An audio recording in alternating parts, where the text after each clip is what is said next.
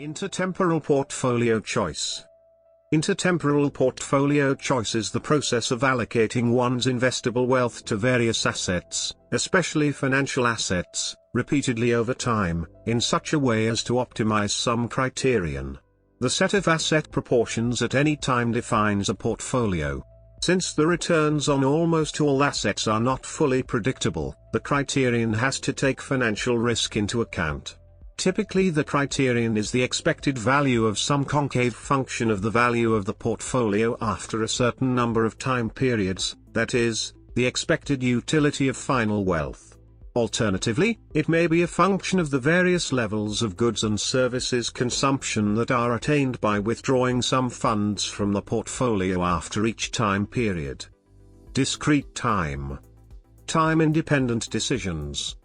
In a general context, the optimal portfolio allocation in any time period after the first will depend on the amount of wealth that results from the previous period's portfolio, which depends on the asset returns that occurred in the previous period as well as that period's portfolio size and allocation, the latter having depended in turn on the amount of wealth resulting from the portfolio of the period before that, etc.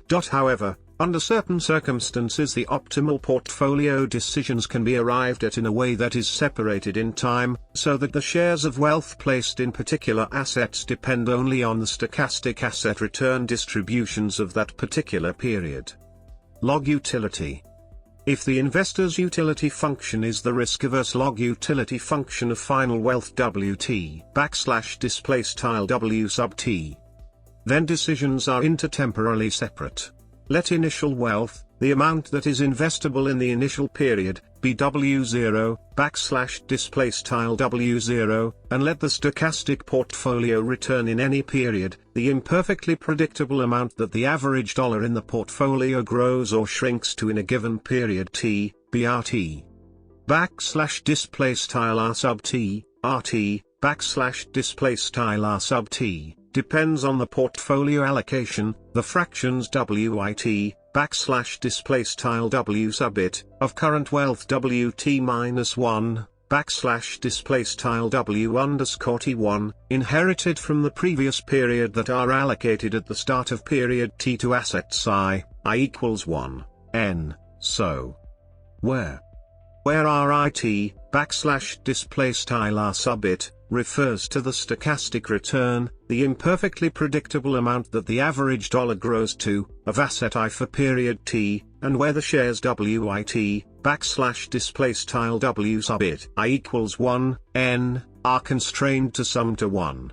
Taking the log of WT, \W sub t, above to express outcome contingent utility, substituting in for RT, \R sub t, for each t, and taking the expected value of the log of WT, \W sub t, gives the expected utility expression to be maximized.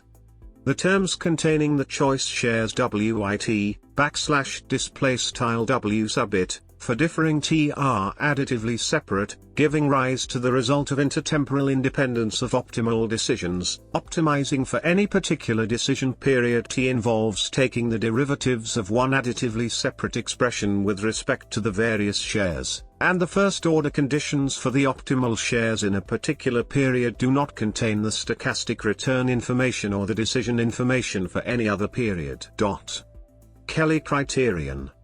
The Kelly criterion for intertemporal portfolio choice states that, when asset return distributions are identical in all periods, a particular portfolio replicated each period will outperform all other portfolio sequences in the long run.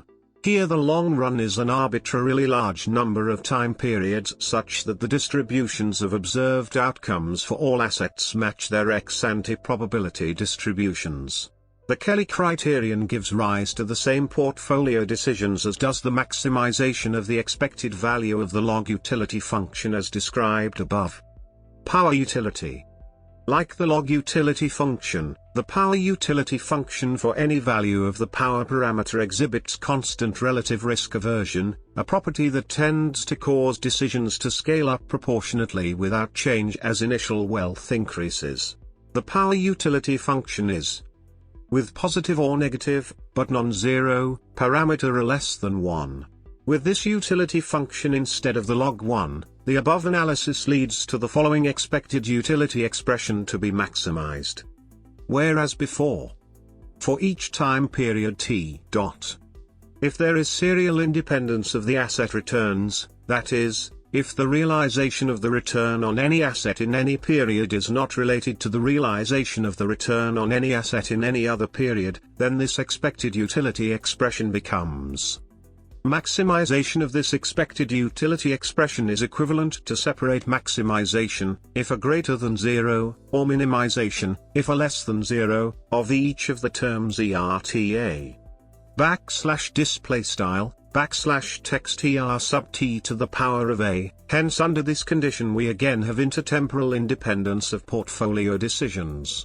Note that the log utility function, unlike the power utility function, did not require the assumption of intertemporal independence of returns to obtain intertemporal independence of portfolio decisions. HARA utility.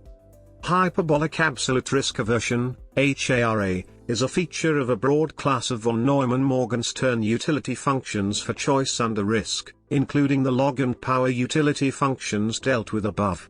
Mosin showed that under HARA utility, optimal portfolio choice involves partial time independence of decisions if there is a risk-free asset and there is serial independence of asset returns. To find the optimal current period portfolio, one needs to know no future distributional information about the asset returns except the future risk-free returns.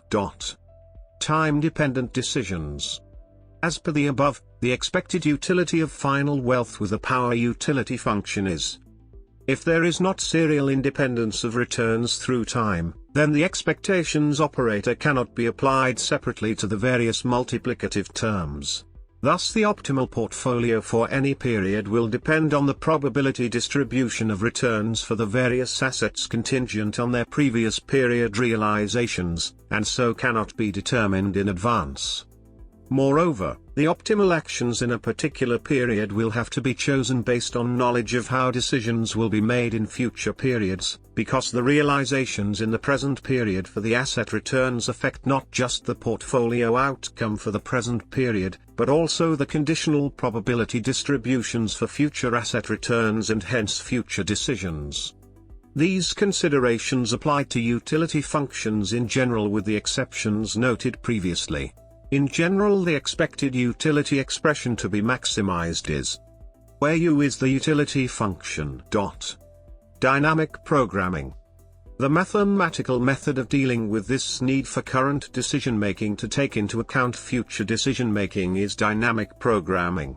In dynamic programming, the last period decision rule, contingent on available wealth and the realizations of all previous periods' asset returns, is devised in advance, then the next to last period's decision rule is devised, taking into account how the results of this period will influence the final period's decisions, and so forth backward in time. This procedure becomes complex very quickly if there are more than a few time periods or more than a few assets. Dollar cost averaging. Dollar cost averaging is gradual entry into risky assets. It is frequently advocated by investment advisors. As indicated above, it is not confirmed by models with log utility. However, it can emerge from an intertemporal mean variance model with negative serial correlation of returns. Age effects. With HARA utility, asset returns that are independently and identically distributed through time, and a risk-free asset, risky asset proportions are independent of the investor's remaining lifetime. Ch.11 Under certain assumptions including exponential utility and a single asset with returns following an ARMA 1,1 process, a necessary but not sufficient condition for increasing conservatism, decreasing holding of the risky asset, over time, which is often advocated by investment advisors, is negative first-order serial correlation, while non-negative first-order serial correlation gives the opposite result of increased risk-taking at later points in time. Intertemporal portfolio models, in which portfolio choice is conducted jointly with intertemporal labor supply decisions, can lead to the age effect of conservatism increasing with age, as advocated by many investment advisors. This result follows from the fact that risky investments when the investor is young that turn out badly can be reacted to by supplying more labor than anticipated in subsequent time periods to at least partially offset the lost wealth. Since an older person with fewer subsequent time periods is less able to offset bad investment returns in this way, it is optimal for an investor to take on less investment risk at an older age. Continuous time. Robert C. Merton showed that in continuous time with hyperbolic absolute risk aversion, with asset returns whose evolution is described by Brownian motion and which are independently and identically distributed through time, and with a risk-free asset, one can obtain an explicit solution for the demand for the unique optimal portfolio, and that demand is linear in initial wealth.